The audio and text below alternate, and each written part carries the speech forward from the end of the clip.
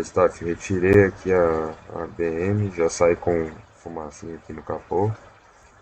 Ela liga, você consegue andar um pouco com ela, ó, fumaçando, tá saindo fumaça. Você consegue andar com ela um pouco, mas depois de um tempo ela para de andar já. Só que daí você vem, abre aqui o motor, toda a parte tudo tranquilo de biela, pistão, não tem nada quebrado. Você analisa o óleo tudo certinho, porque eu já fiz o motor na retífica, a água também tudo certinho. Mas o motor não volta. Ele continua assim, fumando. O mecânico falou que é um bug que tá tendo aqui na cidade, o gerente da mecânica também já falou.